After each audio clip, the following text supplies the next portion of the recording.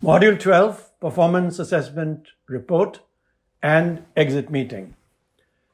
Hello again. My name, by now you already know it, but just in case you have forgotten, I am Munawer Khwaja, a former staff of the IMF TADAT Secretariat. Now that you have learned how to conduct TADAT assessments for all the 9 performance outcome areas in the previous 11 modules, it's time to find out what to do next. In Module 12, you will learn about the Performance Assessment Report, which we call the PAR or the PAR. The PAR is the final report that is submitted to the government authorities 24 hours before the exit meeting. Remember, this is just a draft and forms part of the exit meeting high-level discussion. So here we go. Now that you have learned how to compile the substantive bit of the performance assessment report, let's look at some of the other essential components of the report. It should include first an executive summary, and an introduction section, a country background section, and then the POA sections and the attachments. Now, the introduction sections lays out the scope of the assessment, why the assessment has been carried out, who commissioned the assessment, things like that, and a brief outline of the TADAT framework. Make sure it is short. The main details of the framework is given in the annexes. The next component of the PAR is the country background information. This section is useful because it gives the context in which this assessment was done. It includes the country profile, the location, and the main economic activities. The profile also contains a lot of data summarizing the country's economic position, to include the economic growth, inflation, current account position, overall fiscal balance, and public debt. The main tax regime also, for instance, what are the main taxes and have any of these taxes been introduced in this country recently? It also gives the international framework in which the country is located, the current focus, the current status of the tax administration reform program the authorities are focusing on, and which partners are involved in it, in assisting in implementing the reform, and in which areas. And finally, the country profile contains details about the country's involvement in international information exchange framework, because countries are increasingly cooperating to prevent tax avoidance and tax evasion. Knowing whether the country has entered into agreement is important as background information. Now, the executive summary includes a summary table of the assessed performance scores of the 32 indicators and a spider diagram giving a graphical presentation of the scores, and a section on the detailed assessment of the tax administration follows that. Also, the PAR will have a section for attachments. This is important.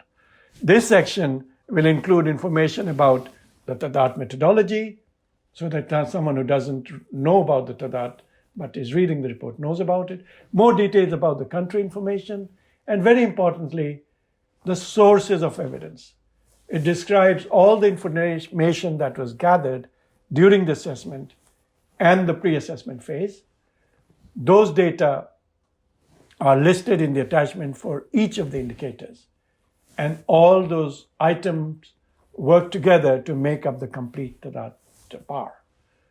The PAR is a document that will be read by different stakeholders at different levels. It will be reviewed first by the TADAT Secretariat before it is approved for final submission to the country. The report should be as unambiguous as possible and should correspond to the evidence that you have gathered so that the Secretariat can approve the PAR. After the PAR is provided to the country, many other stakeholders will refer to the report. The senior management of the Ministry of Finance, the finance minister himself probably, and the senior management of the tax administration will use it to design a reform program that addresses the weaknesses that you have highlighted in the report. And the PAR further reinforces the strengths that you have highlighted. Middle management employees in the tax administration will need to implement the reform, so they need to clearly understand where the weaknesses are that need to be fixed.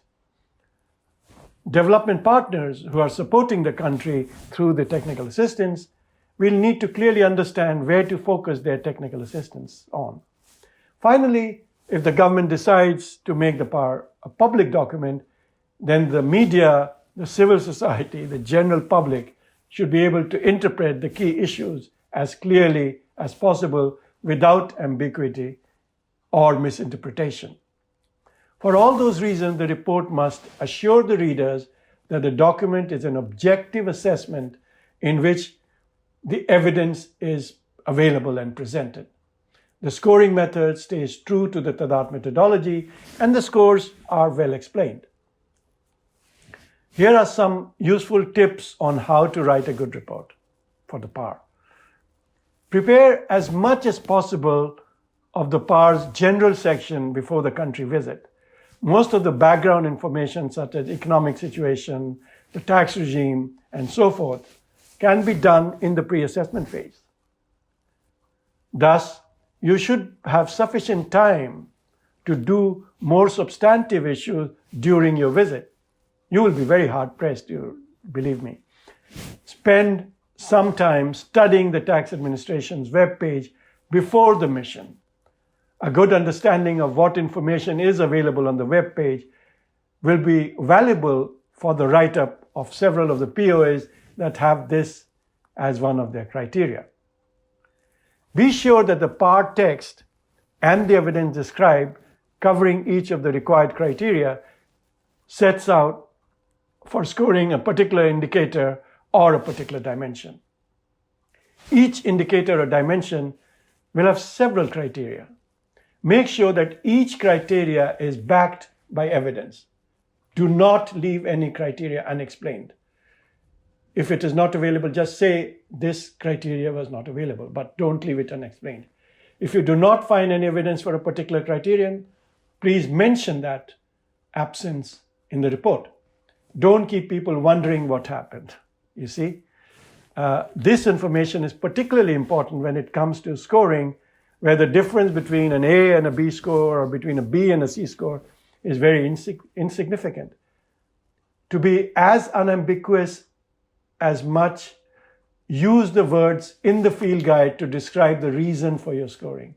A change in the wording may be misinterpreted, either by the press or by the general public or by the tax administration itself. In many cases, professional judgment may be required to distinguish among action and practice. In certain cases, in a particular country, that are systematic, less systematic, or that are ad hoc. Then you have to explain how you scored those criteria. Whenever professional judgment is used, make sure that you explain the substance of the issue and how significantly it affects the outcome of the POA. Another good tip and a good idea would be that when you are in the country, every evening you sit together as a team in the hotel after discussing things with the country officials and talk about your findings for each of the dimensions and indicators assessed with all your team members. And then again, together as a team, you come up with a headline sentence for every dimension.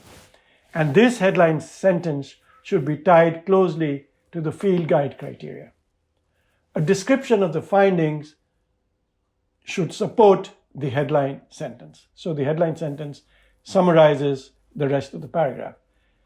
I hope these tips are helpful. If you follow all of them, I think you will write a very good PAR. Thank you.